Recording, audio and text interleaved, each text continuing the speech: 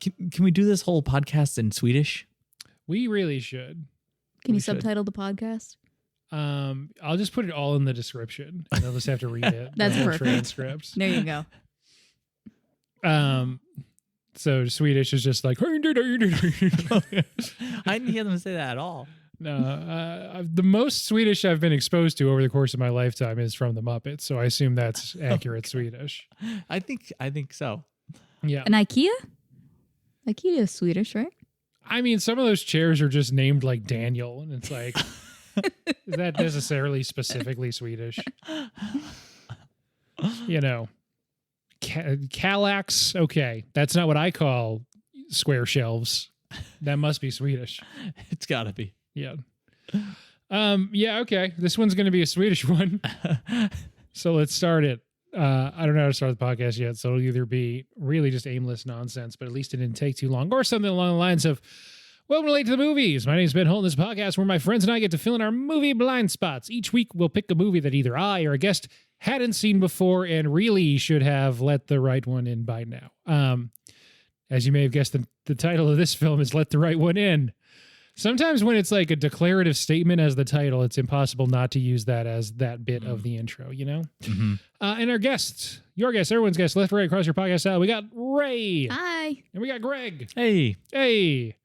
Yeah, we'll get into the movie. This is our second episode of Spooky Subtitles Month. For October, we always do horror, and I wanted a more specific theme this year, so all non-English horror.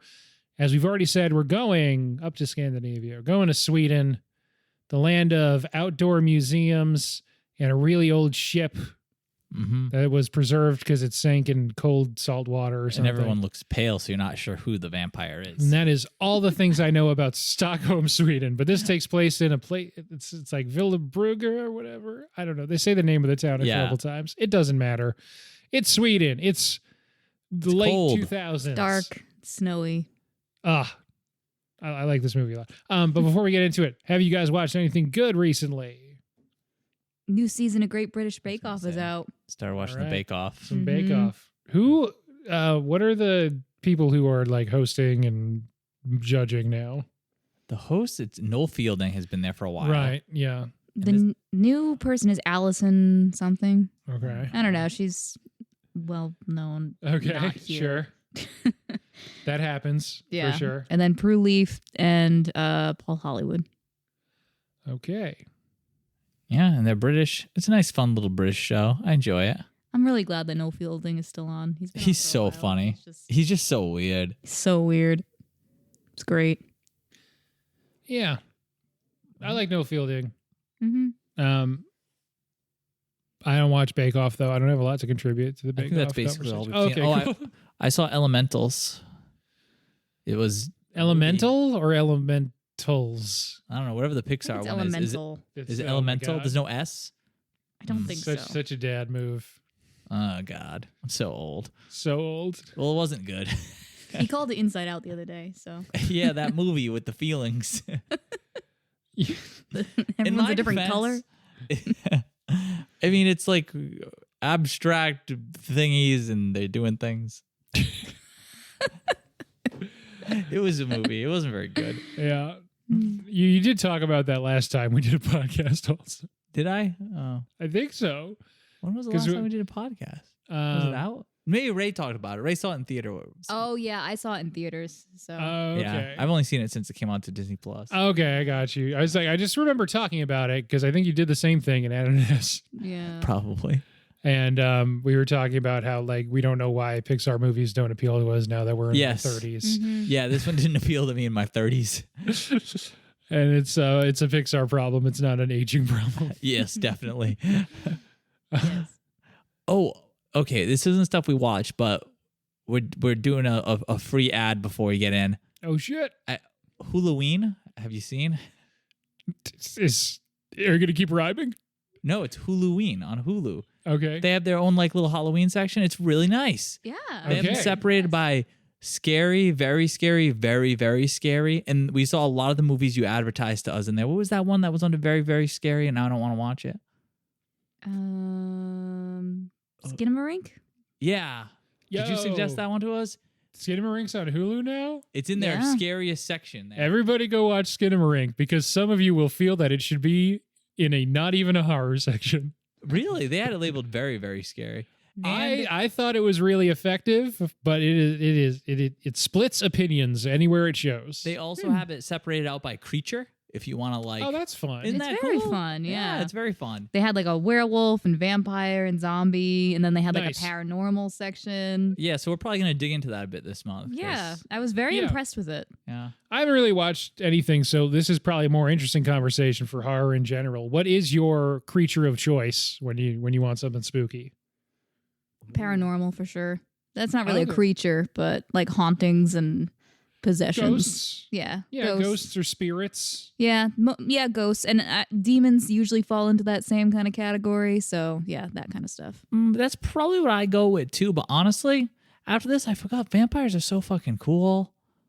Yeah, they're not very They're- scary. No, but they're just Yeah. a good creature. I think I like them because there's a lot of rules. I like all the rules. I yeah. like all the rules a Yes. lot. It's fun. It's good. I like rules in movies in general because I feel like it puts everything together for Yeah. me. Where I'm like, okay, I can understand things better. So yeah, vampires are just all about rules, so it's nice. I like that a lot. It's really We were cool. actually having a good Yeah. conversation earlier today. Greg brought up because we were looking at the different creatures that were available that you could watch, and he's like, "Isn't it funny how if a creature is real, it is not a horror movie now?" So like if the 'Cause- creature is like a shark, it's not a horror movie. If it's a big snake, that's not a horror movie. Those are creature movies, but they're not horror movies. And then there's other creature movies that are, if the creature is not real, it's usually a horror movie. Yeah. Yeah, like creature movie is sort of the kind of umbrella term for that type of thing. You know, they're usually more actiony than necessarily like suspenseful. Yes. Yeah. Once it's a real creature, it's an action movie. yeah, If it's like a fake creature, it's some kind of horror movie. yep. Yep. I think there's been a lot of movies we've done that can apply to that. That can be that can be applied to. We did The Host last week, which is a monster movie. The reason I was deep in thought is because that's a mutant fish, but like fish exist and sometimes they get mutated. Mm. Not normally like this. Yeah, I think that's So it's like, it's kind of on the line.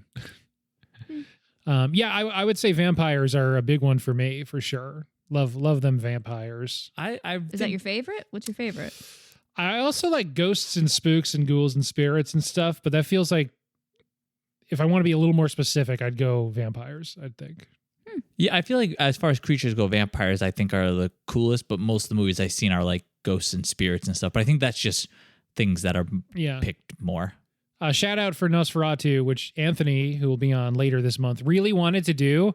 And I had to be like, it's a silent movie, so it doesn't count for this month.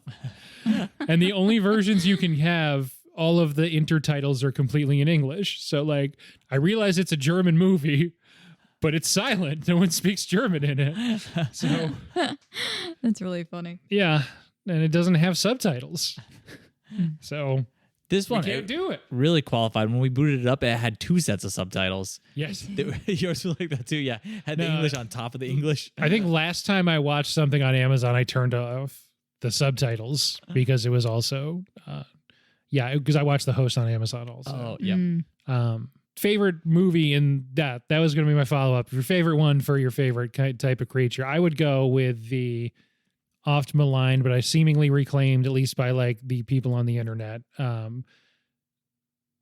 Bram Stoker's Dracula, which is Francis Ford Coppola's version of Dracula, with Keanu Reeves, and people make fun of Keanu's accent in it.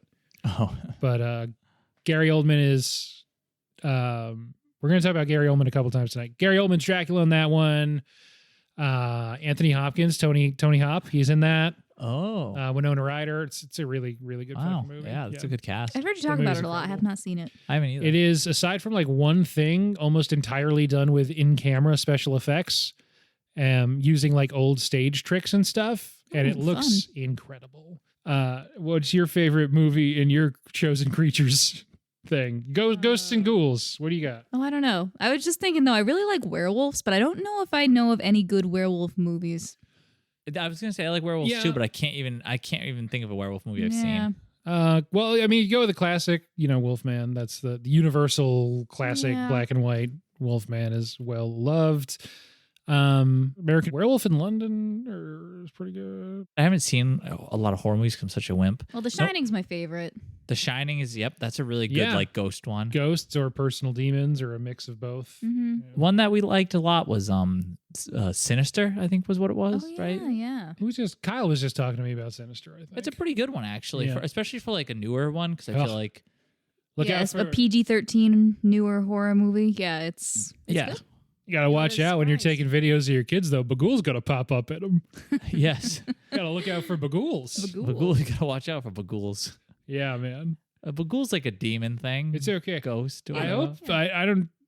hope there's a new version of iOS out soon that does this, because I know on Android there's like a feature in your photo app where you can magic erase Bagool right out of there.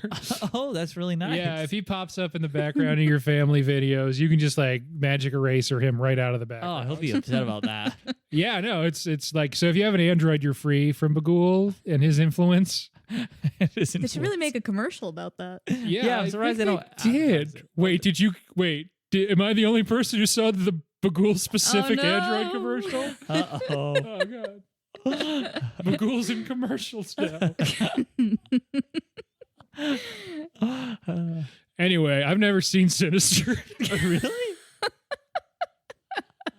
That's true. I'm just pretty sure the demon's called Bagool and he shows up in home videos. Yeah. He does, and until you mentioned, I couldn't even remember that his name was Bagool, and I It's like that funny. movie. Make some kind of joke, and I only remember the punchline being Bagool berries. I Yes, don't remember what the actual there was a joke, was. and Bagool berries was, I don't remember. Oops, all Bagool berries. But I don't remember what the beginning was. I think he showed up on the Captain Crunch box. Maybe that's what it was. I don't know. Anyway, But I do like that movie. That one's good. yeah, I've heard it's good. I don't want to not watch it. I just haven't gotten around to it. Yeah, that one's good. That one feels like the kind that I'd want to watch with other people. That doesn't feel like a sit down and let it like get into my brain kind of movie. Yeah, yeah. Mm-hmm. Yeah. But I'm just so lonely. You guys have built in other people and each other to watch those kinds of fun horror movies with. Anyway, I'm keeping that in though. That's good. I Yeah, guess that's that one could have been like a good theater watch, you know? Like Probably, yeah. yeah. The kind of more like event feeling ones, Yeah. I feel like are good theater watch. It's like who's ever sat down by themselves to watch a Paranormal Activity? But Right. very yeah. fun in theaters back in the day, though. That's kind of how I feel Sinister is too. I feel like it would have been fun in theaters. Apparently, the more recent Paranormal Activities are like there's some more depth to them, and people actually like one of them, but I don't remember which. Let's get into Let the Right One In. So I saw it earlier today, only for the second time in my life, and the first time was either the fall of 2011 or spring of 2012, because I remember exactly what apartment I was in when I watched it, and that's the only time I was living there. That's interesting. So it's been at least, 11-ish years, 11, 12 years since the last time I watched it.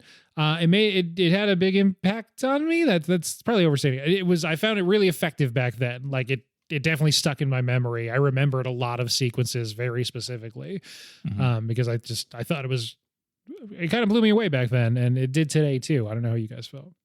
Or you haven't seen this movie before. That's what this section's about.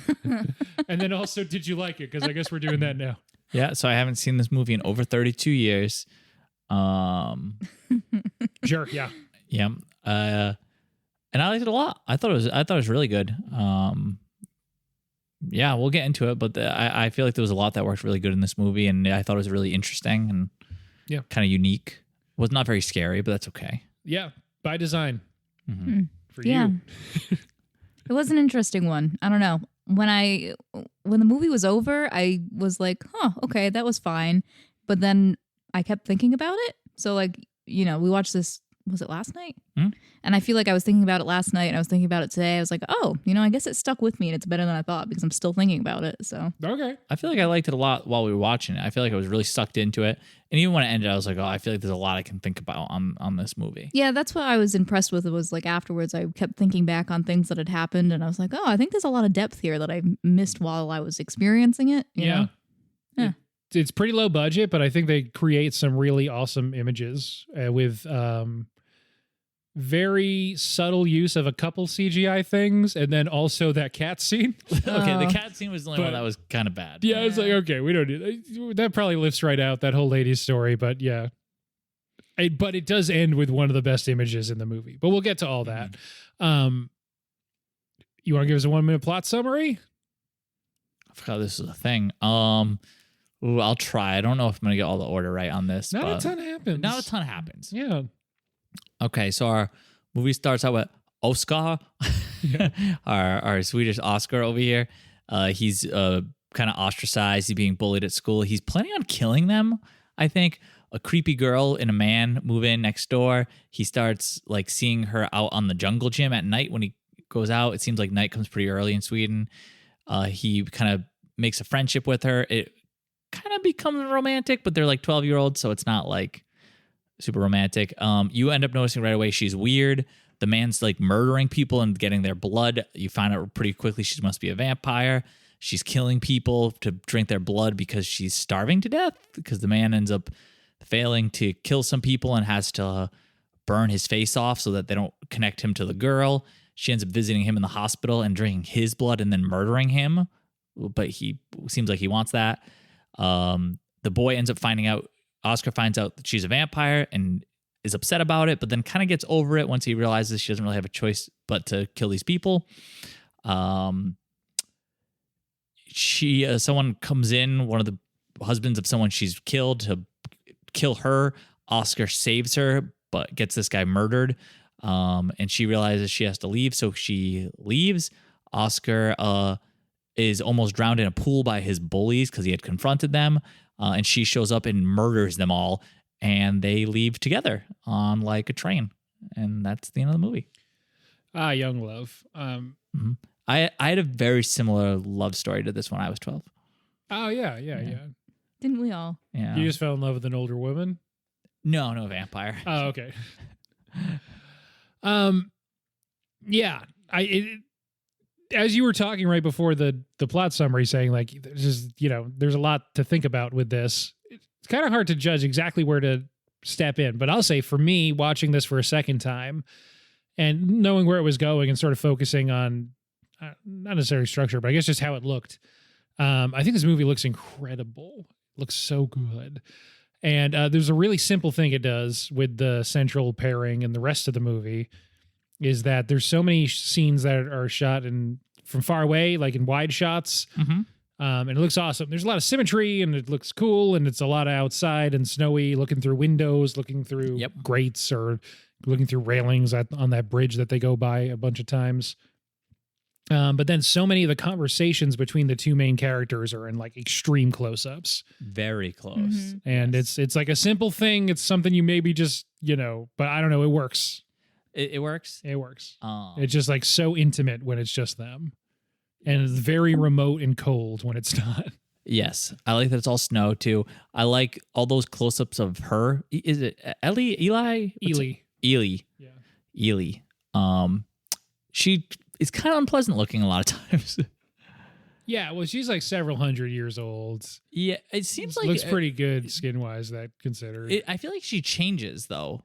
Yeah. I think as she gets hungrier, her face, something about her face never looks right. And they gave her unnatural colors on her eyes. Her eyes are like a gray. Yeah. And it's kind of weird. We're talking about an undead night creature here. I like it. Straight creature of the night. Yeah, I like it a lot. It is good. Yeah. Because I want her to be kind of weird like that. You know what I mean? Yes. And her hands and her feet too. Yeah. They don't show them a lot, but they're also unpleasant. Yes. Yes. And should mention, it looks really good. Not surprisingly, it is actually a cinematographer that you have seen stuff by, probably. Hoyte van Hoytema. This is one of his earliest ones. It's the first one in his filmography that I've heard of, but the fourth one that he's worked on, I think. So he's Dutch, but the first couple, I think, are Norwegian movies, maybe. But Hoyte van Hoytema, mostly known as, he's now Chris Nolan's guy. So he shot Oppenheimer, Interstellar, Dunkirk. So, a lot of this guy's shit. Nope, he shot just last year. He's like the guy for IMAX now. Oh, I mean, it's shot really well. It looks the movie does look really nice. And he was like still in his 30s when he shot this. So this is one of his earliest things. And so it's worth noting. That guy's awesome and is probably going to win an Oscar in a few months for Oppenheimer. We'll see. Another movie with a lot of wide shots and then close-ups. Yes. But another one I was thinking about that would pair well with this when you said like it's romantic but not really because they're 12 is this actually would pair pretty well with Moonrise Kingdom, I think. Yes. Yes, it is. It's funny because it is a romance, but like between 12-year-olds, and they have like. I think it's Wikipedia is romantic horror is the. Which is an unusual genre. There's a few in there. Yeah, but it's fun. And yeah, it is weird because of that. But I feel like they do a really good job with it too. That it is just kind of like kids and like when he asked her to go steady, she's like, "I don't want to. No, I'm not going to do that." And he's like, "Oh." She's like, "But what does that mean? Yeah. And is anything different?" He's like, "No, it's the same thing." And she's like, "Oh, okay, yeah, that sounds nice then." And it's like, "Yeah, you guys are 12. You guys don't know what's going on here." Yeah. Ugh. Cool movie. Yeah, it's a cool movie. Because of all the ice and snow. Yeah, a lot of contrast. Good stuff. So going in, you might not necessarily have known it's a vampire movie or whatever, but pretty early it establishes this thing that I love that it does, where something like objectively pretty shocking will be going on, but it's just very matter-of-factly presented. You guys were on the Silence of the Lambs episode. That kind of thing happens too. Like stuff just sort of happens. And the first bit of this is the familiar, who I don't even know if he ever really gets a name. I think he does, but I don't think, I think he's credited as something. Yeah. I don't know when they ever said his name. They Yeah. must have at some point. Yeah. Well, the cops definitely don't know because he did all that crazy shit to his face before he got taken in. And he asks the guy the time and then, gives him the chloroform or whatever and hangs him from a tree and starts bleeding him out. Fucked up. And Yeah. that's pretty early on. I was a little worried Yeah. at this point because I was like, "Oh, I don't know if I'm able to watch this whole movie." Yes, one of I think many indelible violent images in the movie that come up. Kind of just like it's just a thing that is now happening. There's not like a music sting or anything. It just sort of starts happening. Nope. Yeah. The guy is all business about it too. Yeah. and that He is. It's not like a passion thing. He's going to the store basically to pick up food. real quick, just kind of does this throat slice. They don't show it. All the blood starts pouring out. I do like that, like a very low, low difficulty kind of camera trick that he just like happens to position himself between him and the body when he does it. And then he's probably just putting like a blood pump on the guy's neck and turning it on. Yep. But yeah, it's, and whatever red food coloring and watered down ketchup or whatever is coming out of that guy. But, I like that shit goes south immediately because yeah, we didn't know it was a vampire movie because when I was looking to pick that was a consideration. I had to know the gist, like is it a vampire or a ghost? Yeah. Also, there's a couple versions of this that probably pop up, and maybe some of the poster images are a little more obvious than others. I don't know. Yeah, so I knew it was a vampire. So yeah, they show up in the middle of the night. He immediately puts like the cardboard over the window. Right, yeah. And as soon as they show up, they do that, and like he's murdering this guy.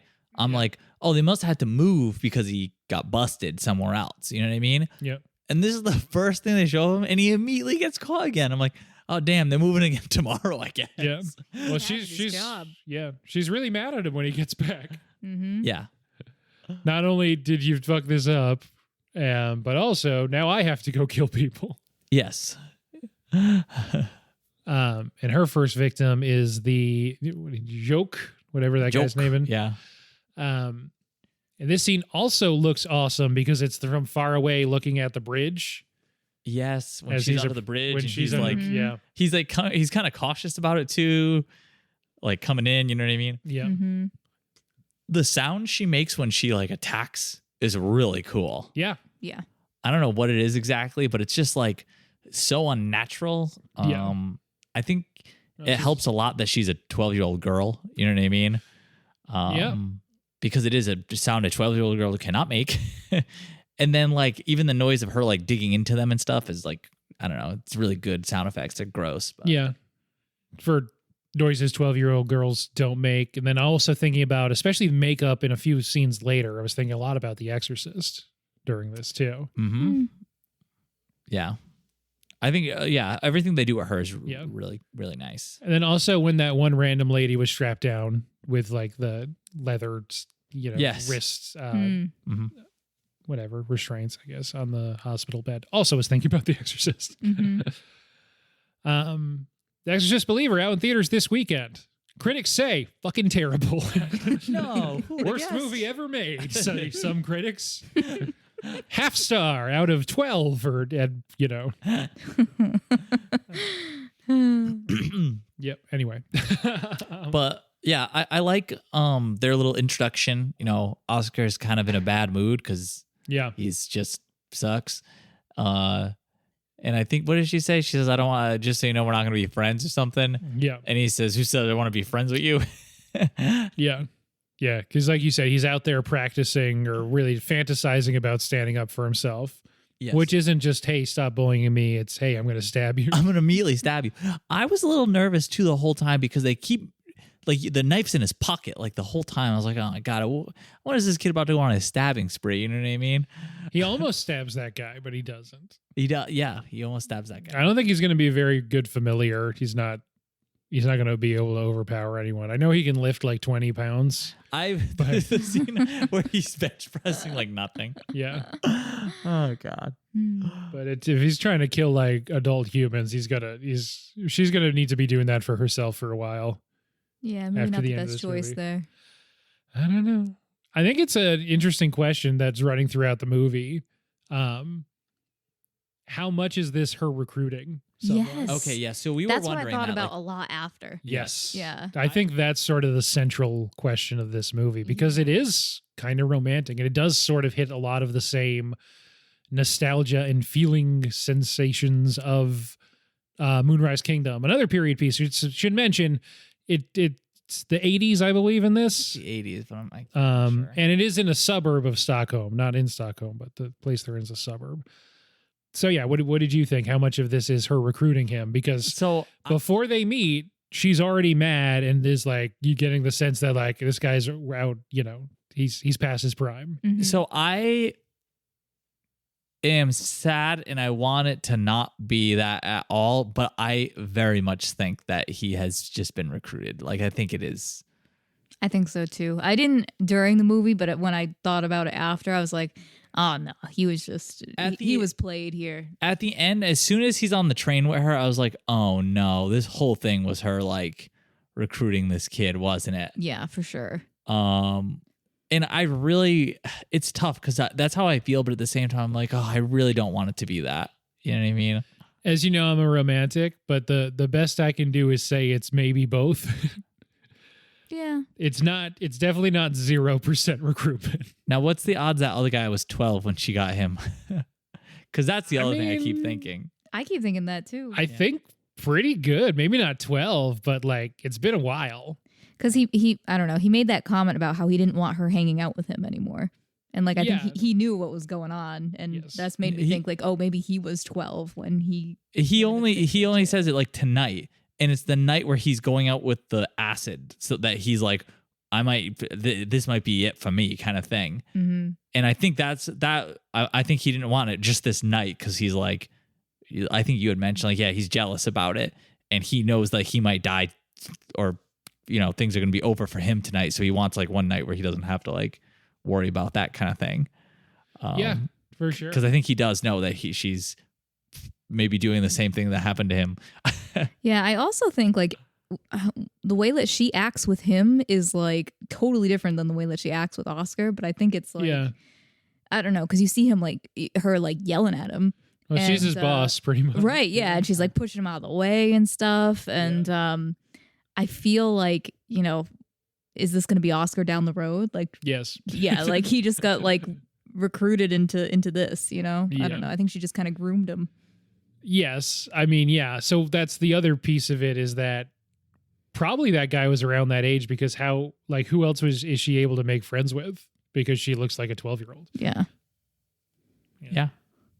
She wasn't going to, it wouldn't, if he was 35. I don't hang out with a lot of 12-year-olds, I'll be honest. Yeah, Maybe they do that in Adventure Time, right?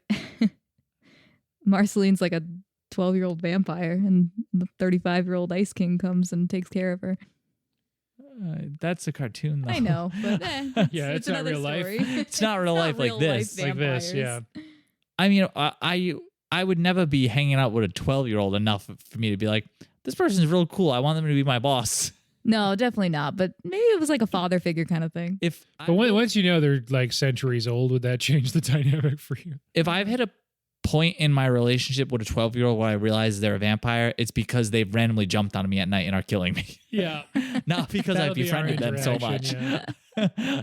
No, I definitely, I do think like he was probably young and just grew old, and so. she was like, "All right, this is it for you. I got to find someone new." Yeah. And how many times has that happened? Because, there's a plan and it works. Yeah. Yeah, so I do think that is a lot of it, which is really sad. Yes, because you're really with Oscar during the movie and his perspective, and so you're sort of caught up in like the young love emotion of everything. Right. But yes, once you're not watching the movie and you have a little separation from it, or you see like the ending or whatever. I do think she might care about him to some degree because she does save him, but I guess that could just be because she I needs was him. thinking that too. But like, she doesn't totally need him. She could probably find somebody else. Mhm. You know what I mean? Although it's not a lot of effort for her to save him either. No, Right. very easy. Yeah, she does come save him. So I don't Yeah. know. But yeah, it isn't a lot of effort either for her. I do want to clear out some time later to talk about that scene. Yeah. But we've been doing pretty good of not just rehashing the plot beat by beat and letting the summary speak for itself and then skipping to different topics we want to. I think that's a big one. What's the intention here? What's the motivation? Mm-hmm. But I mentioned before that I do love a lot of the images in this movie. So any that stood out to you in particular? So I mentioned before the lady that gets attacked by the cats. That's That not was good. not my favorite image. I do like that guy who has all the cats clearly knows what's about to go down and like locks himself on the balcony. Yeah. I want no part of this. Yeah, His cat- I see what's happening. How many times has his cat's done this? Uh-oh. Not this They're again. circling someone again. I'm on the balcony. It's not even a vampire thing. He just has vicious cats. Yeah. It was unrelated. Sometimes my cats just attack people. Yeah, she was wearing perfume or something. Yep. Like, uh-oh. Nothing I can do about it. Here it goes I again. can't control them. Okay. One thing I really like that I think kind of leads into this too is I already mentioned I like vampires because the rules. As soon as you realize it's a vampire movie, immediately all that's going through your head is like, oh, what's the rules? You know what I mean? I got to know because it's always a little different. You know what I mean? They do a great Mhm. job of using the lore that They people just do know about vampires. in this So movie. good too. And they know that like you probably know some of it, but like it's always a little different. So it's like them, every vampire movie, they got to cherry pick a little bit about like, we're going to use this, not going to use this kind of thing. And I also love that they reflect it in Oscar, especially as like a 12-year-old. Once he realized she's a vampire, he's like, well, what are the rules? You know? Yeah. Like, so I really like that because they really do slow roll a lot of them. Like you know what I mean? You know, there's something with the window because Yep. they boarded it up and she's only out at night, but you don't know what happens if she comes out during the day. You know what I mean? And I like that they show you some things and then kind of leave other things up to your imagination. Like, a lot of those scenes are really good too, because I love the one where she scales the hospital. Yeah. It's Mhm. really fucking creepy Yes. because she's just like in the background that like someone, that's a really wide one too, where the nurse is in the parking lot like looking for her and you could just see her really quick like Yeah. crawl up the building. And you're like, oh, what the fuck? You know what I mean? And she mentions she can fly and you see her like jump a few times, but you never see her fly. Yeah. Yeah. Yep. And if you see her feet, they look almost furry or something at points. Like, does she transform into something? Like, can she turn into a bad. Like her feet don't look right a lot of times. I think a lot of times they're like covered in snow and stuff because she's barefoot all the time. They're always dirty. Her nails are too long too, and her feet, she almost has like claw toenails sometimes, although not always. So that's why I was wondering, like, can she like turn into something? Like, what is she like? Does she always look the same? Like, yeah. Does she yell bat and then fly away like in What We Do in the Shadows? I haven't seen that. I hope so though. Yeah. I love the rules. That is one of my favorite parts about vampires in general is the lore. And then like when it gets broken and stuff is like, ooh, uh-oh. Yeah, I'm always wondering what's going to happen. It's so funny because they like reflected that with Oscar when he's, inviting her in. I love to, the very first time she asked to come in, I'm like, oh, they do have to, she just has to come in. You know what I mean? Yeah. Because it's not explicit, right away. And the movie's called Let the Right One In. Yeah. Which I love. I'm sure that like that has a different understanding of what that necessarily means specifically in the original Swedish, but I feel like it's a really evocative title. Yes. Yeah. But even when there's that scene where she's coming into the house and she's like, oh, you have to invite me in. And he won't do it because he's like, oh, is there something here? And I'm laughing because I'm like, I want to know what happens because it's always different. Or a lot of times they're just like vague and they don't really explain why they can't, you know what I mean? Like, is she going to bump into something? I kept telling Ray that I hope someone would accidentally bump into her and she'd fall in and just explode. Yeah. Instead, she bleeds out of every orifice in her body. Wasn't expecting even that even her back and like, yeah, just kind of her scalp. And stuff. Gross. Yeah. Really cool though. And then she just looks like that for a while. Yeah, like clean yourself up, man. What are you doing? Nope. Yeah. Until she takes a shower, she's just like, yeah, this is what I look like now. Yeah, she is way too chill about being covered in blood. Yeah. I was gonna say that's when she like climbs on top of him and like turns into an old lady and says like, "Be me for a while." Right? Yes. Yeah. Yeah. Yeah, I noticed she's always she's very nonchalant about being covered in blood, especially after feeding. And I was just like, well, it must be normal for them. Like they're a vampire. This happens all the time. But then I was also thinking like, well, if I eat like a bunch of like slobbery chicken wings, I'm not just like, I guess I'll just stay like this. No, use a napkin. I immediately take out a napkin. So I was like, this is what I'm up to today. Yeah, I guess I'm just covered in barbecue sauce today. There's nothing I can do about it. That's it. Until I take a full shower, but that's not for an hour or so. But yeah, so I like learning about the rules. It's the 80s in Sweden. They didn't have paper towels. Is the only reason. Oh yeah, and wondering if she bites people, they turn to vampires. I assume they did because after she feeds on Jock or whatever his name is, she snaps his neck. Yeah, and she doesn't seem particularly violent ever. Like she does. Like even at that point, it seems like she's only like the way her familiar originally is getting the blood. Seems like it isn't very. It's very like business. You know what I mean? So it kind of gives this impression that she's knocked out and then he just slits her throat. So it gives this, and she's also a small 12-year-old. So initially I'm like, oh, she can't be. I don't think she's gonna be hyper violent or anything. So when she snaps that dude's neck, I immediately kind of assume like, oh, I think she has to snap the neck to make sure he doesn't like turn to a vampire if he's alive still. You know what I mean? Yeah. So that. With the girl who does survive, is she only becoming a vampire so we can see some more things about like the bad parts about being a vampire? I mean, maybe. She's the one who gets to sort of carry the brunt of like, if you are curious about the rules, what sunlight does to vampires in this world. And I was curious, and I was like, is she just here for this? Because I'm all in on it because I wanted to know. Well, I assumed it was to show that she was like being sloppy. Okay. It was getting worse. People were seeing her. Yeah.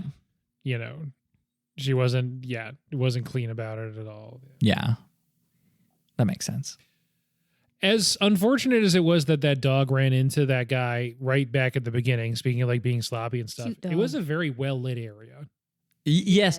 As far as a forest goes, it was the least dense forest you could ever. It was not dense forest, and there seemed to be like street lights or something lighting the whole area. Yeah, speaking of people getting sloppy, that dude, he's the one who fucked us all up. That's the problem. He's getting old and slow. Yeah. Well, she knew it. Mm-hmm. Cute dog. Yeah. Cute dog. Yeah. Ricky. Yeah.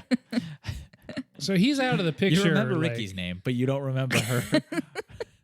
He's a dog. Of course I remember. I get it, yeah. He's a good boy. Just a weird poodle. He's a good boy. I don't imagine poodles in Sweden. I don't know why. I wouldn't think that Swedish people have poodles. I don't know what that says about me. It's not an anti-Swedish thing. I just don't picture them having poodles. Yeah, okay. I get. I don't know if I agree, but I assume they just have reindeer or something. okay, that's insensitive. Is that's insensitive? Oh, fine then. Whatever. I do picture that they all look like vampires, but Well, very pale. I mean, also pale. In this one. Yeah, we made a lot of comments about like How can you tell? pale he was, and it's just yeah. how they look. She found a good place to hide. Yeah, I think Yeah. We were also very like it's dark there all the time. Like that's where you want to be if you're a vampire, right? yeah. Ely's probably from like Miami or something. Yeah, that sucks. We got to move to Scandinavia. We'll fit right in. I forgot exactly what I was going to say, but that's okay. Yes, she turns into fire. We were talking about the lady who's turning into a vampire. Maybe the whole reason you do that whole plot line is because we're going to have 2 seconds of really good CGI that we can afford.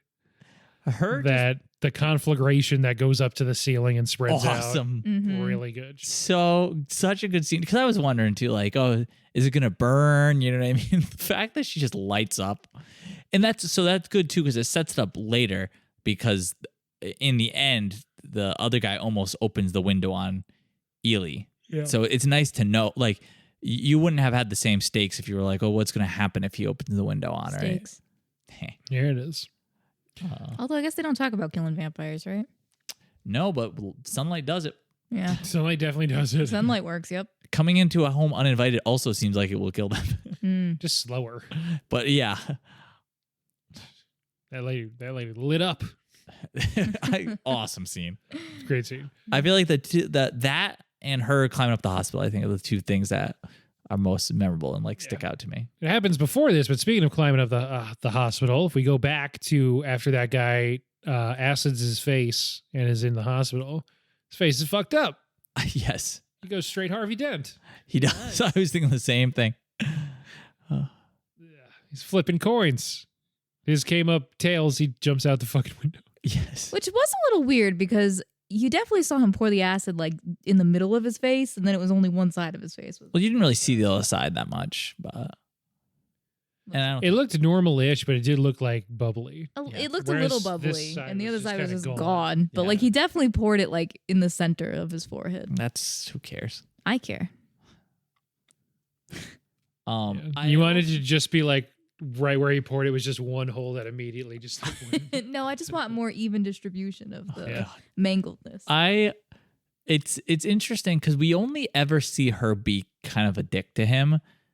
But even when he goes to kill for her again and he packs the acid, it took me, I was like, what's with the acid? And pretty quickly it was like, oh man, I think he's going to melt his face if he gets caught. Because he says something like, they've seen my face. Yeah, they know people I'm know here my with, face now. And they know I'm here with you kind of thing. So even though she's only been like a dick to him, he's still like, oh, I'm going to kill people for you still. And if I get caught, I'm going to melt off my face. And then he also is just like, okay, now drink my blood and kill me. And like, she's really got him fucking hooked, huh? Yeah, that's why. That's Is what they it like, do. is it a paranormal kind of thing where she's got control of him, or is he just like in love with her? They do a lot of lore in this one. They never touch on the attraction thing, but that is a part of Dracula, at least, is that there is like a supernatural sort of like seduction Slavery thing. kind of thing, right? Yeah. That it's, the thrall, right? Yeah, thrall. He can enthrall people. Now, am I the one who was upset that they didn't have her count things a lot? Yes. I think that is my favorite vampire rule that's always left out, is that they have to count things. Yeah. I want, and I'm Lethally. sure it exists. I want a chart of all the vampires with like What rules? what they follow. I don't think any of them follow the counting one, right? I don't think they ever make them do that. Sesame I guess it's Street. because I know he does. Definitely one. This one. Weirdly, The count. him, so the Count, and then also Count Chocula. Does he also have to count things? Yeah. Because that's like a real one. That's one of the Only real- because he does inventory. Oh. at the Count Chocula plant. He works for General Mills. No, because that is a real He's only a lieutenant. old school vampire rule. Is that they have to count things. Yeah. Yeah, That's why the that's like salt. if you're being chased by right. Yeah. Because you like throw down a thing that they have to count if you're Yeah, you being you had to put salt in front of your door because they couldn't come in until they counted all the grains. Yeah. Yeah. I literally, just knowing you, thought you were doing a Sesame Street bit for a while, and then I remembered, oh no, that is a thing. It's a real thing. Yeah, That is a real thing. It's just a really lame one, so they can't really use it very often. Yeah, this action horror movie. This guy has to sit there for 45 minutes in real time, count like grains of rice. I want to know which vampire has the most rules. Oh, who has the most? Yeah. Because I know who has the least rules. And it's Vampirina from that kids show. Our daughter watches this kids show, Vampirina, and it's a family of vampires. And I swear, They've never touched on what she eats. No, they don't talk about any vampire things that they can do, except she can turn into a bat. But, like, there's nothing else. They don't talk about, like, they don't eat blood, like, nothing. I don't know. She goes out during the day. Yeah, they're up during the day. And I think at one point she's talking about how she wants to be a human, and I'm like, why? There's nothing wrong with you. She just sounds like a person who can turn into a bat. That's it, right? Not even a good druid, just do that one thing. Yeah, that's the worst. Bad choice. I'm not going to spoil Salem's Lot because I don't think you've read it yet. Ray has. I read it. Yeah. Oh, you did read it? Yeah. You haven't? I'm not gonna though. I Ray kinda spoiled told the whole him thing. about Yeah. it. Yeah, that's So- whatever. So I was just going So to we say, can talk about as it. far as rules go, so if you know any scene from Salem's Lot, the Toby Hooper movie, Toby Hooper did Poltergeist and Texas Chainsaw Massacre. He did a made-for-TV sort of mini-series of Salem's Lot that if you watch it on streaming, when I did at least, it was just pushed into one like 3.5, 4 hour long thing. And I was like, this is crazy. It's like they showed it over 4 different days when it actually came out. The one scene, maybe one of the most famous scenes from any King adaptation, is the kid floating next to the window, tapping on the glass, trying to get the other kid to let him come in. That particular rule gets subverted in an extremely memorable scene in that book. It seems like just sort of like these lower level dudes can't come in, but like the main dude just like busts right into someone's house and fucks shit up at a certain point, and it's like, whoa, fuck. Yes. It's like, oh God, the rule. Yeah, it's pretty far into the book, and you're like, and there's been a lot of business about like, oh, one kid in town knows all the rules, and so he's helping there's like a team of survivors, and they're being helped to stay safe because this kid knows the rules, and it's like, uh-oh, the rules don't apply to the big bad. What do we do now? Turns out, I won't spoil it all, but it's a bleak book. Yes. It's a cool vampire story. Yeah, that book's awesome. It's funny that happens in that, because in this, when she like walks into the house and slowly starts dying, I'm like, Yeah. she'll even die immediately. I was like, if I was this kid, she could do some stuff until I she would be dies. standing in the doorway laughing at this vampire, and they would reach in and snap my neck and kill me instantly, and they'd get like a paper cut on their finger, and I'd be sitting there looking like a dead idiot. Oh, jeez. Salem's Lot is the one that kind of introduced me to familiars. Like I hadn't really known about them before Salem's Lot. Yeah. Hmm. That one, they're basically like an old gay couple. Yeah. They moved to northern New England and opened a furniture store. Yeah, an antique store. Right. It's You an do- antique store specifically. You Yeah. do my shopping during the day. Yeah. Yeah. It was interesting though, because in that one they did almost like the same mode of transportation where they had them like boxed up and Oh, yeah. like mailed them to the house basically. Very common way to do it. Man, there's a lot of vampire stuff, huh? Yeah, there's a ton. I think probably the most, I don't know, just because people think vampires are hot, or people wrote vampires to be hot. There's not like sexy Frankenstein tween books. I mean, the whole time watching this, and she's like murdering people, I'm like, man, vampires are so cool. Yeah. They're just a cool monster. You know what I mean? This one is very grounded though. So even when she's murdering people, and we all agree it's cool. It sucks, and she seems to be having a really bad time. Yeah. She just kind of leaps on people and is like, Yeah, and she's like, kind of like, oh, I hate that I had to do that again. yeah. And I love how grounded this movie is, and how we haven't talked a ton about the pacing, but it is essentially like a coming of age, low budget indie movie. Mm-hmm. And also one of the main characters is a vampire. Yes. Yeah.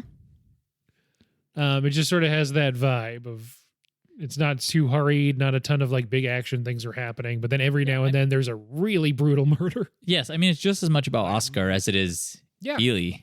There's a lot of scenes without her, with just Oscar at school. It's mostly an Oscar joint. One. Watching him do his water aerobics and his weightlifting. Yeah, I'm wondering if that's why it seems like such a romance, because it's like really from his point of view. Exactly. I do think that's intentional. Right. Like if it wasn't, would it have been a romance? If you're just observing this from the outside. Yeah. Probably not. Yeah. Okay, so I have a question for you guys. And I was thinking about it during this movie. She's stuck as a 12-year-old. And I was like, that sucks that she's stuck as a fucking 12-year-old. Because it's like, you can't even like go to a store alone without people questioning you. Right? Especially at night. Like you can't go anywhere at night. So if you get turned into a vampire, what age do you want to get turned to a vampire at? Because I did turn a corner at some point and then decided that like being 12, you're pretty low on the list of suspects for brutal murders. Right. I was thinking even younger. You want to be like a little kid? Yeah, but like, do I still have the brain of a little kid? I don't think so. She seems...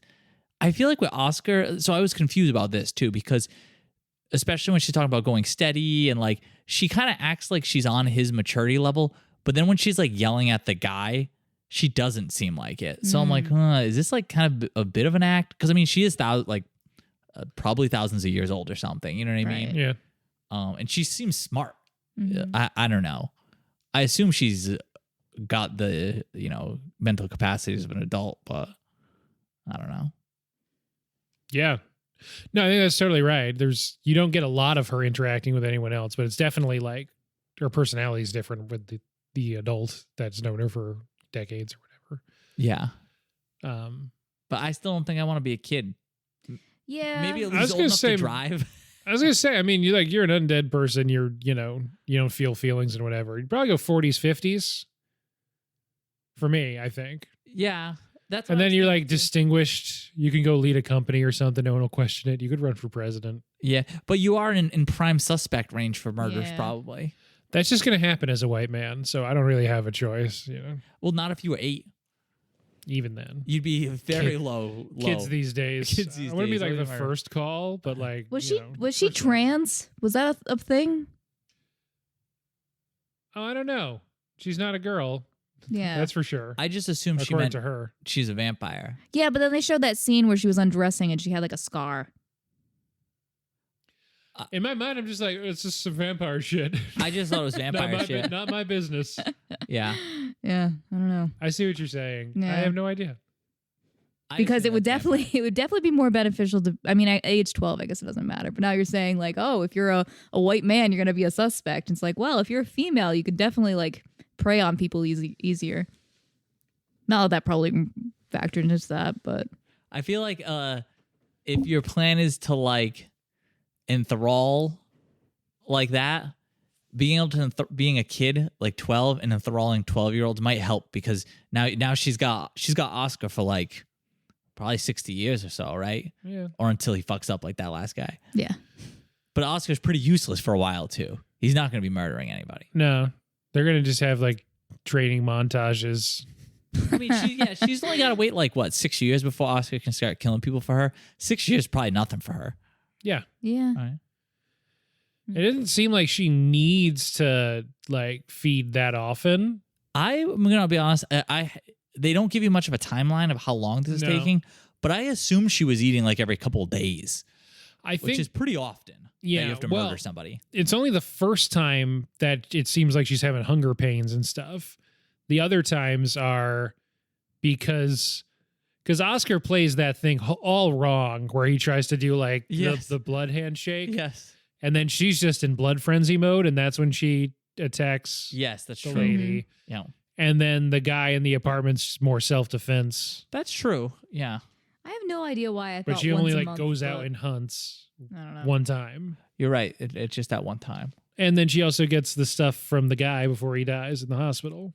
Yes. So she does eat a lot. She eats 4 times Yeah, in what feels like a couple weeks. a couple weeks. I think a couple weeks is right on. Yeah. That's a lot of feeding. Yeah. Mhm.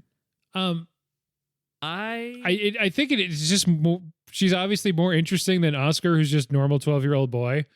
I do feel like we're talking a lot about her, and there's definitely a couple scenes I want to hit on with Oscar. But what were you about to say? One more scene that Yeah. stuck with me. Her licking the blood off the floor there. Yeah, Because not her fault. He played that she's all all wrong. fucked up Yeah, looking that in was- that scene too, right? I think she looks Yeah. up and she's Yep. like a middle-aged or older lady. Yes. Yeah. Yeah.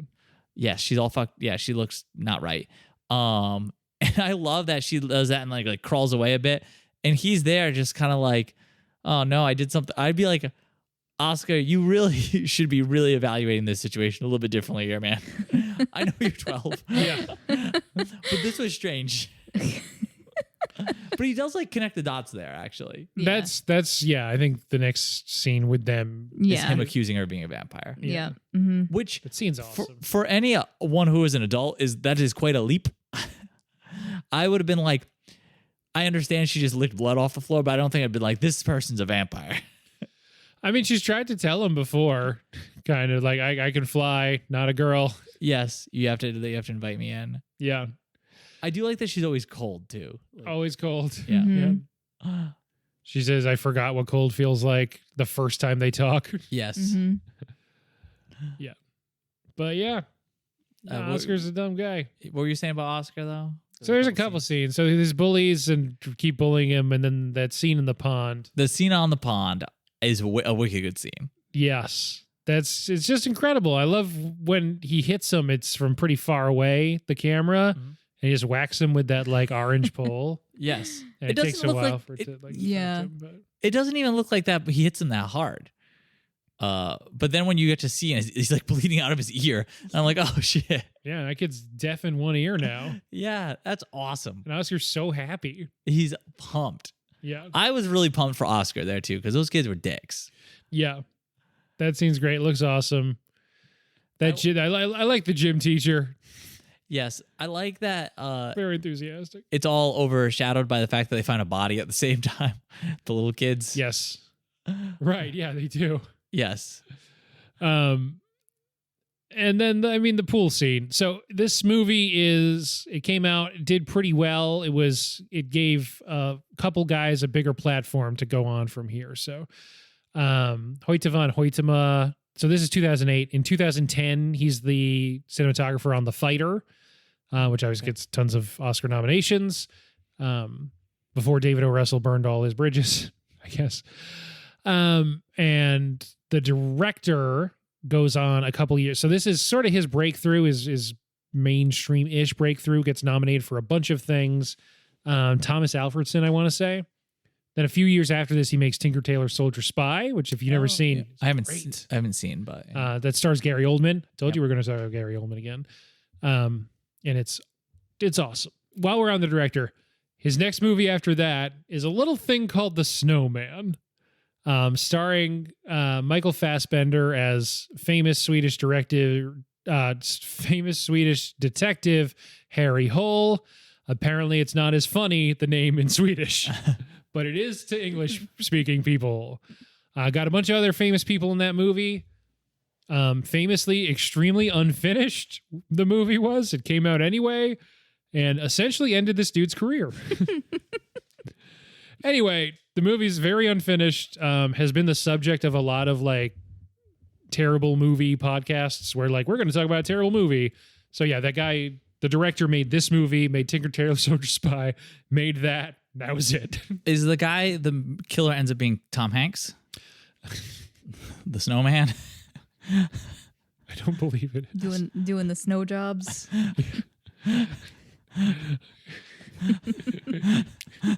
You could have saved her, Mr. Police. I gave you all the clues. He's got his little cane.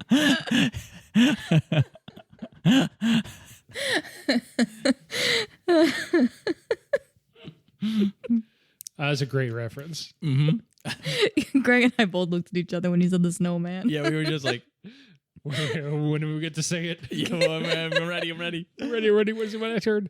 Anyway, so the whole point of that was the people who made this movie went on to bigger things. Did the kids do anything else? The kids were both pretty good. They were really good. I don't know. Maybe they're like the biggest actors in Sweden now. I guess we wouldn't know. We wouldn't know. The director Tomas Alfredson, I think is his name, did make another movie after The Snowman, but it wasn't like no one in America was told about it. Like it seems like maybe it's over for that guy. Yeah. He made 2 like really well acclaimed movies. This one, all that to say, if there is anything that gets referenced about this movie online that comes up in best horror scenes of the last couple decades, whatever, what gets mentioned is the pool scene. The pool scene is really fucking good. The pool scene's really cool. It's definitely the best use of special effects in the movie. Yep. By a long shot. And the setup's great. So the kid who's gone deaf in one ear because he got whacked with that orange pole, which I guess had a lot of thwip to it. It knocked the hearing right out of his head. I hate when that happens. Yeah. And his brother, who seems to be like one of these weird aggro guys, he's back from college or something. Jail. Seems like it. Maybe it's Christmas time. Maybe it's August, and this is just what the suburbs of Stockholm look like. Anyway, they tell him like, "Oh, you got to go to pool time later." With one of the bully's friends is kind of pretending to be Oscar's friend and convinces him to go to the pool thing. And so Oscar's in the pool. They make a fire outside to distract the gym teacher who was marching in front of him. Yeah, he's the only one doing water aerobics. That is not how you swim. Yeah, nope. But whatever. So he goes outside. The brother and the other like lackeys and the bully come in, and they tell everyone to leave. And then the setup's great. It's just so shitty. And you're like, how's Oscar going to get out of this one? He said, I'm going to hold your head underwater for 3 minutes. If you come before that, I'm going to poke out one of your eyes with a big knife. And this kid seems weird. It looks like he means it. And then it's just that fucking shot of Oscar underwater, and you see all the shit start happening. And it waits a while too. He's like under there for a bit. Under there for over a minute, according to the clock. I don't know if it actually is in the movie, but yeah. But like you're waiting, like something goes by his face first, and you're like, "What's that?" Yeah. Then my favorite part is when you see the legs kicking and getting thrown back, and then they just go still. Yes. Getting like dragged. Oh. Not too long after that, you see a decapitated head fall in, and then the arm that was it's just like the perfect punchline, I guess, is when the arm that you realize is now detached just sort of floats by and lets go of Oscar's hair, and he gets pulled up by Ely. Yeah, loved it. And they just smile at each other, and then it's the train scene. That's the end of the movie. Yep. I also like too. It's more like they don't really show you like the whole time. Like I said, she has like powers of some sort, like she can fly, but they never show any of it. And I think it's way better that way. Yep. I don't know if she's like turning like, does she fucking grow wings? Can she just fucking fly? Like, she clearly flew across the pool. She did to drag, and she could drag someone doing it. She clearly like ripped off a guy's head just like that. Which is a thing vampires can do a lot. Yes. Yep. Always cool when it happens. Somehow it ripped his arm off. You know what I mean? Mm-hmm. Like, it's a bravura sequence. The movie is pretty slow. I wouldn't necessarily say it's dragging, but you can feel its length by the time you get to this scene. It starts probably around an hour 45 in. I guess it is kind of a longer movie, but honestly, I didn't feel like it was. I was very good. Enthralled the whole time. Oh, no. Look out. Mm-hmm. If you see him buying any train tickets and having a giant box that he's just like, don't worry about the box. Don't look in the box. Don't look at the box. I've been sleeping in the tub.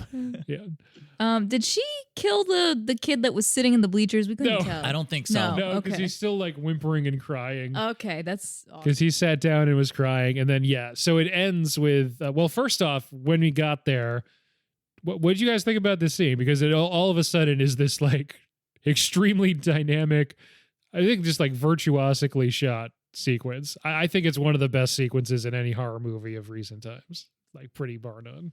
I liked it a lot. I was a bit excited because she had mentioned earlier that like I'll keep you safe if they do anything. You know what I mean? Yeah, she did. And it's building to them doing something. You know what I mean?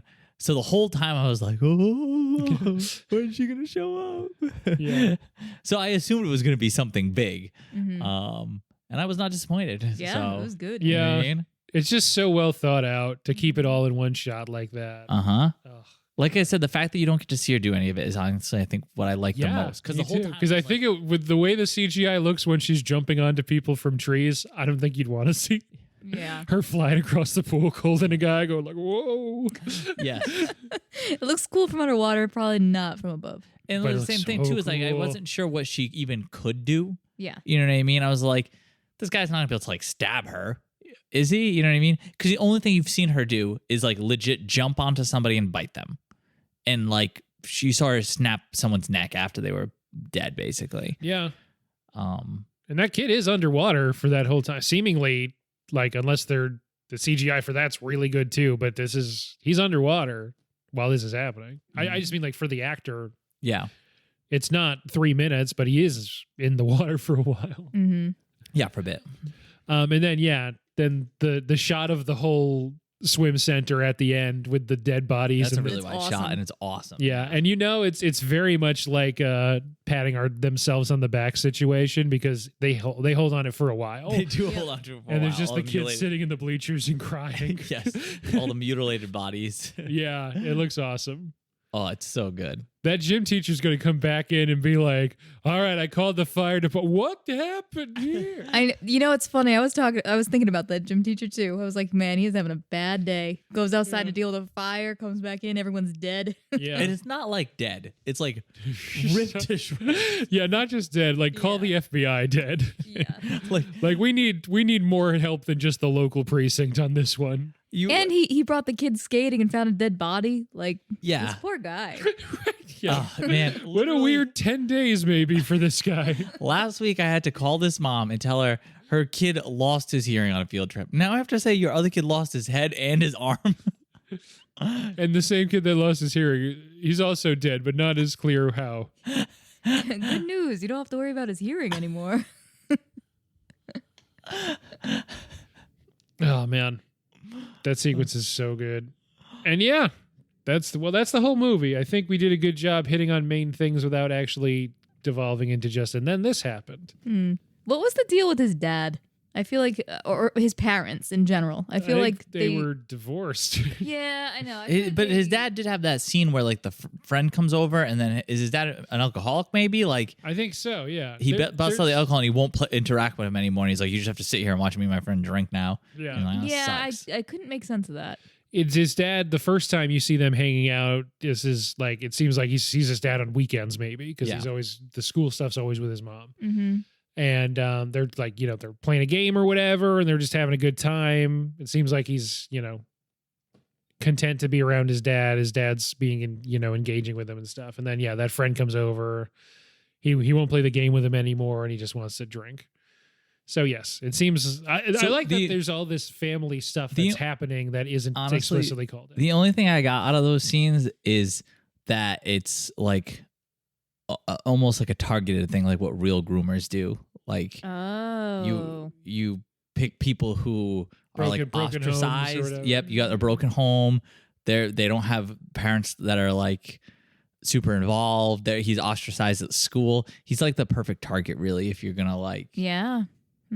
It's interesting. He doesn't have a lot holding him in. It doesn't take a lot to make him leave with her. You know what I mean? No, it doesn't take a lot, but like, what's his mom going to do? Because it does seem like his mom is invested in this kid. Yeah, I couldn't. There was something going on with the mom too. I couldn't figure that out. Like, I don't know. I think They she had a just weird worked a lot. relationship. I don't know. She worked a lot, yeah. But I just mean as far as like, she was obviously very emotionally invested in Yeah. like, where have you been all night kind of stuff. Yeah. She obviously didn't care that much though, because he came home with that big cut on his face, and he was like, "I tripped," and she was like, "Be more careful." That's a good point, yeah. Yeah. Although she was like yelling at him at the end, but I couldn't figure out what. I don't know. That was when he goes back, and I think he's been gone for like over a day. He okay. sleeps in Yeah, because he slept in Ely's apartment. Ely's apartment. He that sneaks night. out. Mm-hmm. So that's why she's yelling at, like, is upset, Yeah. I think. Yeah. And I don't know. She seems upset a lot. She was like yelling on the phone about. She was yelling at the dad on the phone. Yeah, I think it was just Yeah, I don't they know. don't get along. Yeah. Yeah. He's got a broken home. He's ostracized to the. You guys as parents talk to each other? Because this wasn't hard for me to get. I got it. Yeah. I don't know. Yeah. I just thought that there was something more happening. I just couldn't figure it out. Yeah. Like I said, I honestly think that's what it is. You have to look at the movie less romantically and more sinisterly, but like if she's targeting, he's a good target. he's a good pick. Or you just look at like, okay, who's a lonely kid who's practicing standing up to bullies at night in the middle of the snow? Yeah. And then from there, she can just assume like, yeah, this kid's parents are involved. Yeah. They're not in the picture. He'll come with me on the train. Yeah, he will for sure.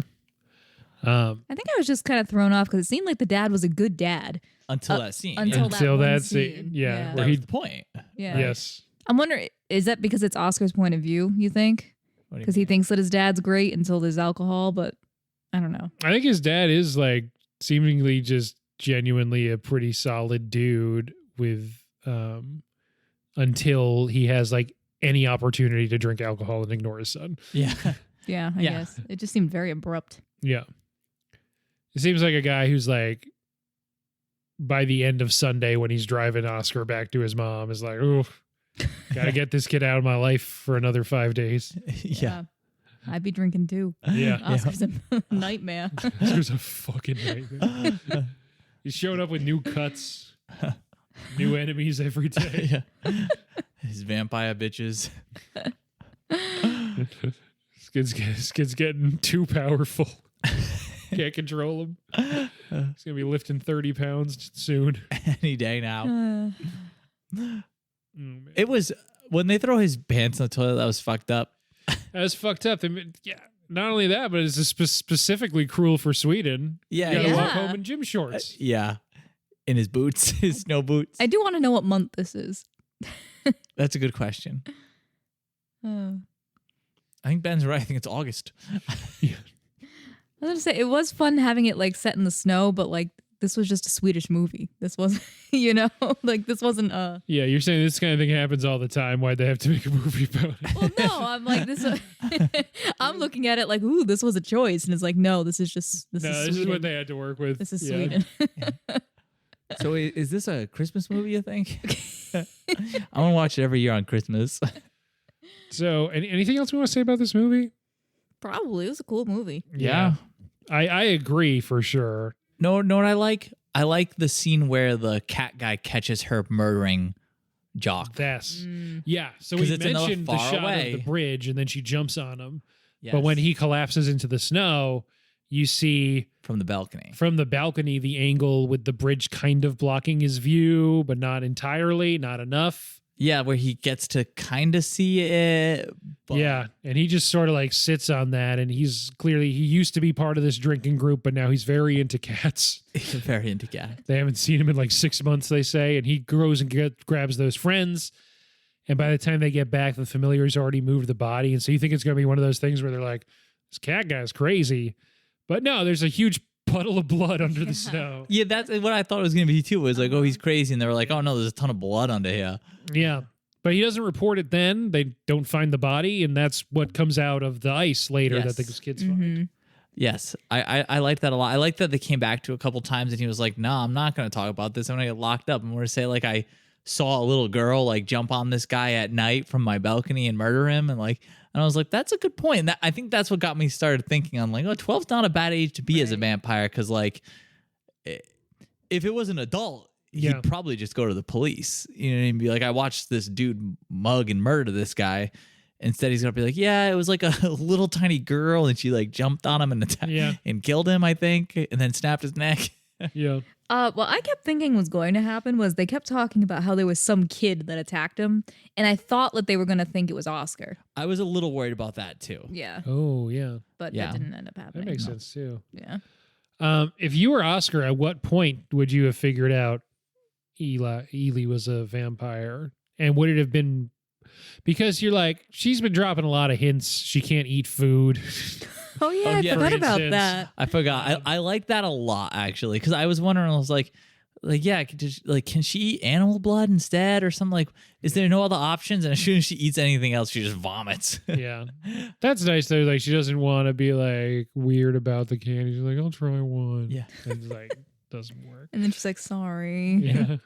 And that's when she says, what if I wasn't a girl? Would you still like me? And he's just like, I guess so. Like, okay. Maybe around then, buddy. What point would you have figured it out? And would it have been before you let yourself bleed and drip all the blood right in front of her? I probably would have been then because Definitely by then. But would there have been a point earlier? I don't think so. Just because in my day-to-day life, I don't suspect people of being vampires. I suppose. Maybe it's when she's sitting alone in the dark, in the cold, without a jacket, and like creepily like jumps down from the playground equipment. She does move a little weird at that point. Yeah. But that's just weird. If I saw that at night, I would not ever in a million years be like, this person's a vampire. I don't think I'd ever be like, I'm going to talk to this person. It's an accumulation of things. It has to be a lot of things for me. But there had been a lot of things. There has to be a really lot of things before I'm like, I am going to stand up and accuse someone of being a vampire. But when you're 12, are you more or less likely to think it's a vampire? More likely to think it's a vampire, less likely to put the pieces together. Maybe, yeah. But once you see them on all fours drinking blood off the floor and turning into a different looking person, you're sold at that point, yeah. Like, all right, I guess this is a vampire. At least you figured it out by that point. Yes. And we mentioned before the scene where he accuses her of being a vampire. He asks her, he doesn't say, you're a vampire. Yeah. He goes, are you a vampire? I like that scene where they both have their hands on the window of that door. It's a cool scene. Mm-hmm. No reason. The door's like, I like that she mentions open, but that it just she's looks cool. Rich at that point too. And she's got like fucking loaded ancient treasures and stuff, as all vampires do, right? I did like that a lot. Me too. It's good. Yes. Not that 12-year-olds can rent apartments though. This is the 80s. They don't check. No, the dude rented the apartment. Well, yeah, that's what I mean. That's why I'm saying one of the downsides of being a 12-year-old vampire. Oh, clearly, you can buy a train ticket and board alone as a 12-year-old. So. Yes, I did think Europe, right? That is, I mean, it's definitely a train-heavy culture. Yeah, you can just board the train with your body-size box. If I remember correctly, what I know about rail maps in Europe, it's like one stop from Sweden to the far eastern edge. And that gets you like 20 points. Have you ever played Ticket to Ride Europe? Oh, no, I haven't. The longest route goes from like the top of Scandinavia all the way to like the eastern edge that they have on the map of Russia. We haven't played the Europe one. Yeah, I haven't played the Europe one. The Europe one's way better. Oh, really? Yeah, it's a lot better. Anyway, that joke didn't land, so we'll move on. Sorry. Yeah, we had Ticket to Ride and someone stole it. Was it Kyle? I don't know. Maybe. Somebody he has multiple Ticket to Rides if you need one. Does he? He did steal it. I think he's always looking to buy more. Yeah, it was him. No, I don't think so. Someone borrowed it and never gave it back. Yeah. But we don't know who it was. Yeah. We can't remember. That's right. So, no one can borrow if you're board out games. there, give us our Ticket to Ride back. I'm gonna cut out the part where my joke didn't land, so it'll just be whatever we talked about, and then that, and then that, like that's a PSA. I have to keep it. Yeah. Yeah. Just cut it in with like the nonsense about Bagul and whatever else. We're talking about Bagul and the Matrix, and I'm just blurting out. You're crazy if you think the Bagul's getting cut. No, it's not going to cut. That's going to be in there. We're going to talk about the I'm Matrix. just saying, I could try to cut Bagul. Bagul's going to be in the recording. If I know anything about Sinister, it's that Bagul shows up in things that are recorded right when you don't want him to. I always. How is he gonna show up in a podcast though? What's he sound like in the movie? He doesn't speak. So He's just imagery. You're just gonna get it. It's me, Bagul. It's a me. Bagul. Yeah, he talks like Charles Martinet's Mario. Oh wow, I did not expect your voice to sound like that.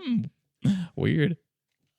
It's a murder. I don't know what he does. He's nothing really. No, he doesn't Just do much. big He Here's Bagul-y. some creepy images. just shows up. Maybe some girls are hanging or something. Does that happen in the movie? Yeah, you gotta watch it. It's a good movie, actually. It's good.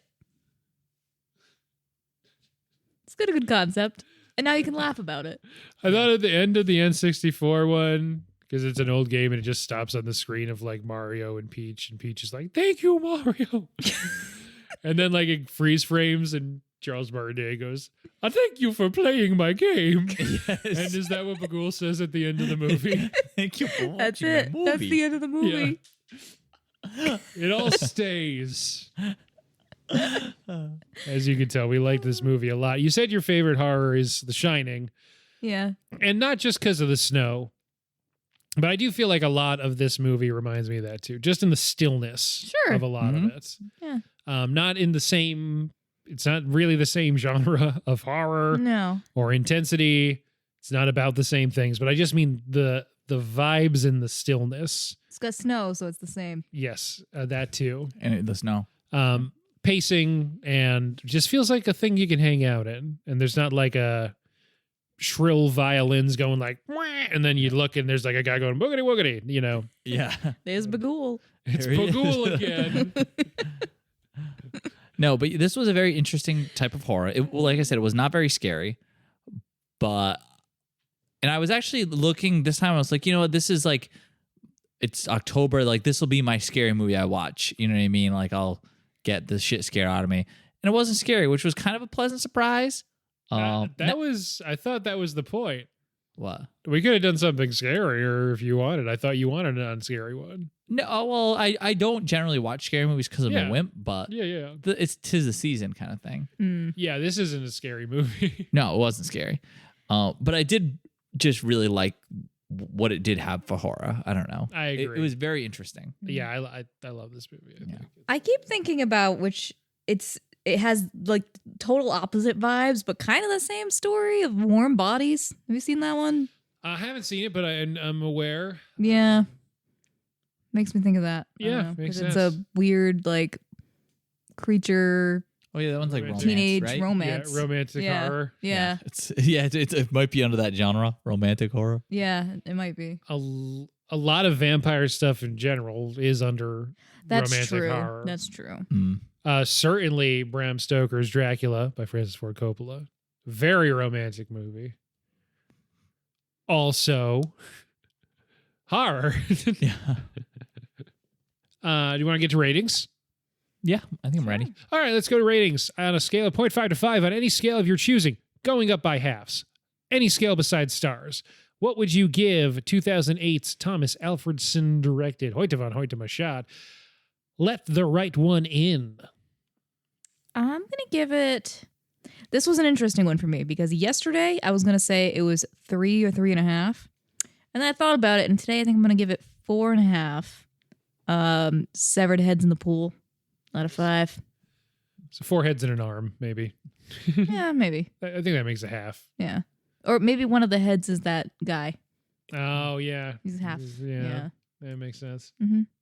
And it's funny that you have to sit with it to think because I had already like locked my rating in yesterday. Actually, I'm gonna give it 4.5 out of 5. Weird smelling girls. Yeah, he's got no game at all. You smell funny. It's interesting that she smells funny. I wonder what she smells like. I feel like she smells like death. Yeah. I think she only smells when she's hungry. Right. Yeah. Yeah. Right. That's what. Yeah.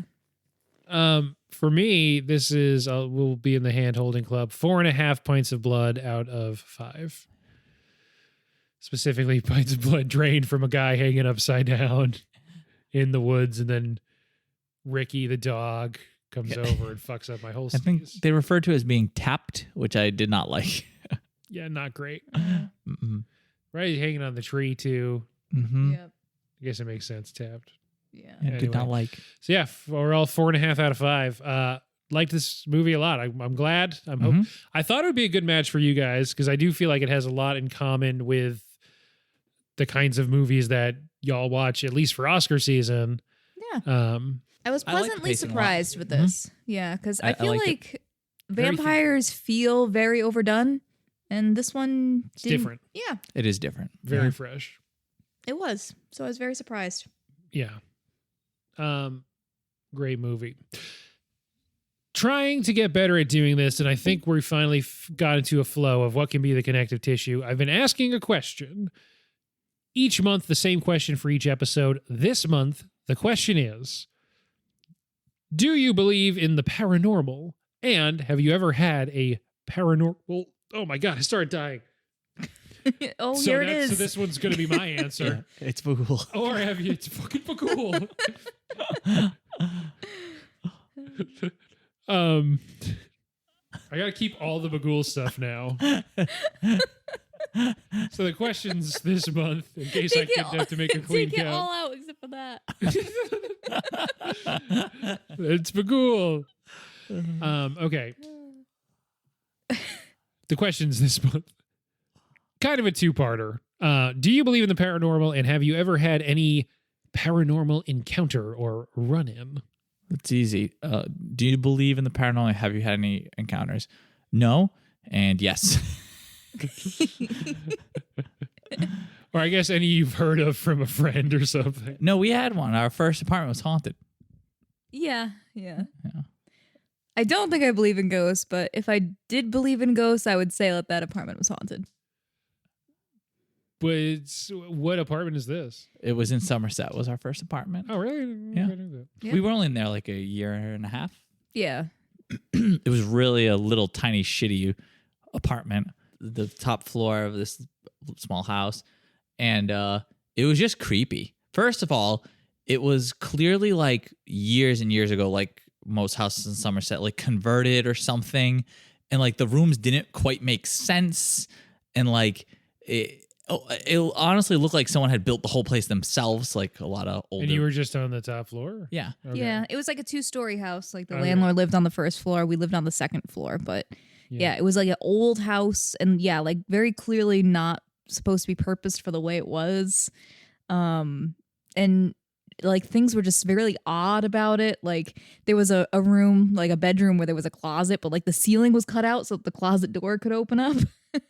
Like it had to be, yeah. Yeah. Because the ceiling was angled a bit there. Yeah, it was like a slanted ceiling, but they like cut into the roof so that the door could open. Jeez. Like weird things like that. The outlets were all strange. Like there was no overhead lights. Yeah, so it was just a weird apartment in general. That's weird. And I feel like as soon as I moved in, it was like, I don't know. Anytime I was like alone in there, I always felt wicked uneasy. Mm-hmm. And the thing that got us the most is in the living room, which was an very...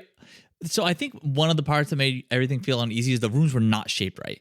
Like this was not a normally shaped room. Yeah. Like the angles were fucked up in a bunch of Like spots. it was they weren't right angles. No. Zero things were level in this apartment. Worse than that. So it was like 2 flat sides, like, you know, the wall in front of you and the wall behind you are fine. But then on the left side, it was like an octagon, basically, right? With some windows. But on the other side, the wall to your right was like angled well, instead of like being a 90 degree, it's like fucking way off. It has too many doors and like paths going through it to other rooms. You know what I mean? Like there were rooms that had 2 doors that you could like circle it basically for some weird reason.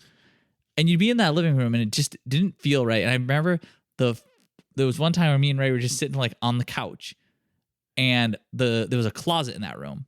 Everything was super old, like those really old school doors, the old school doorknobs. Yeah.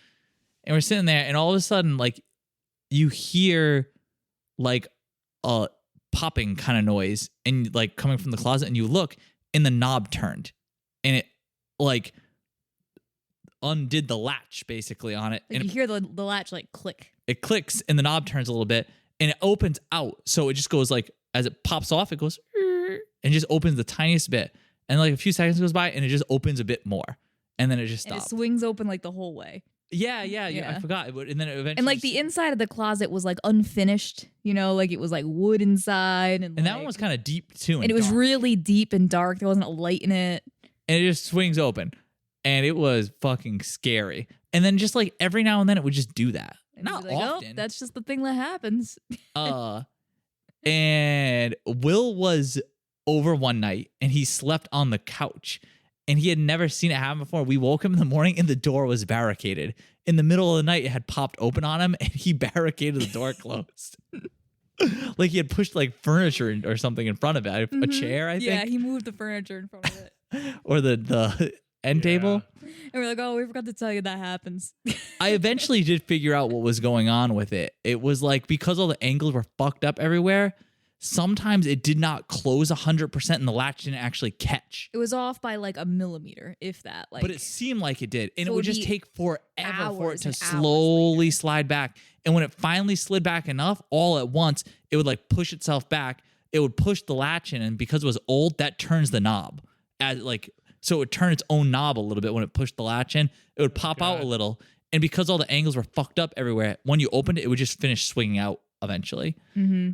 But that apartment was just very creepy in general. Yeah, there was like definitely a time that I was in the kitchen and I thought like you were home, and because I felt like somebody was there. That's the feeling I'd get all the time. You know when Yeah. there's just someone else around, you can't. Yeah. 100%. And then I turned around and there was nobody there. That was like the creepiest moment ever. Like I really thought that it was you, and you were not even in the apartment. Had you heard someone come in, or was it just the vibe? I thought someone's here? I thought like somebody was like breathing near me, and like I turned around and there's no one there. I was like, ooh, I don't like that. I would just get vibes a lot that like someone else is there. But I think that's just like, I don't believe in ghosts. Like I think that's like an old house thing. You know, like whenever like, I don't know, like places like that where like nothing is level, like nothing, everything's like settling, things make noises. I think that was the biggest problem, was that the place was just unsettling because it was not how you wanted things. You know what I Yeah, mean? you were literally off balance. Yes.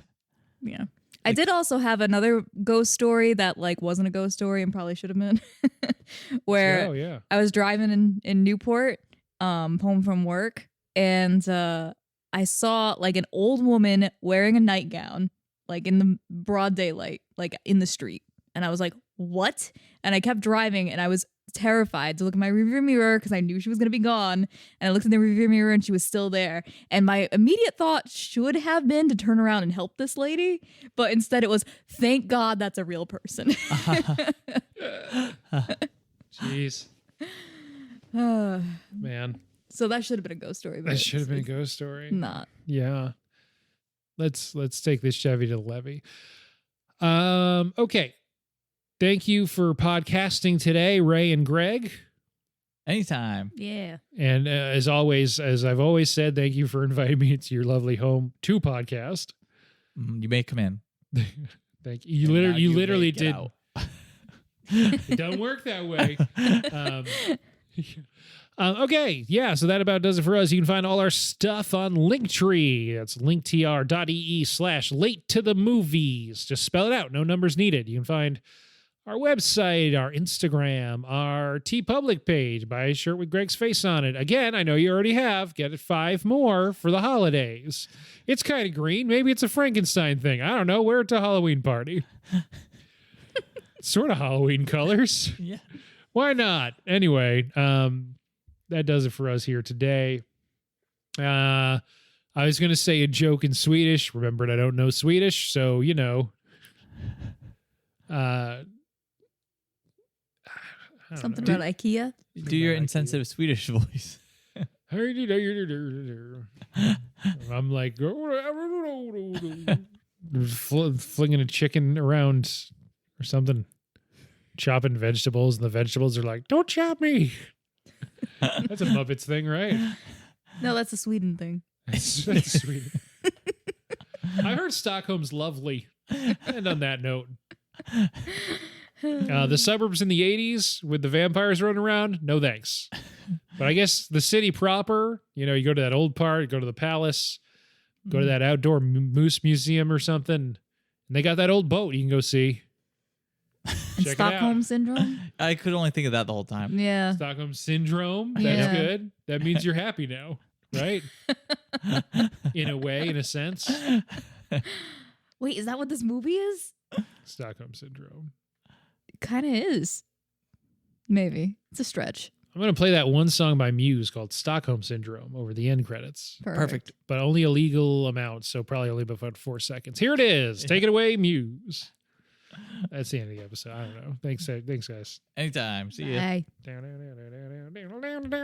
That's all I can do. If I play the actual thing, I'll get sued.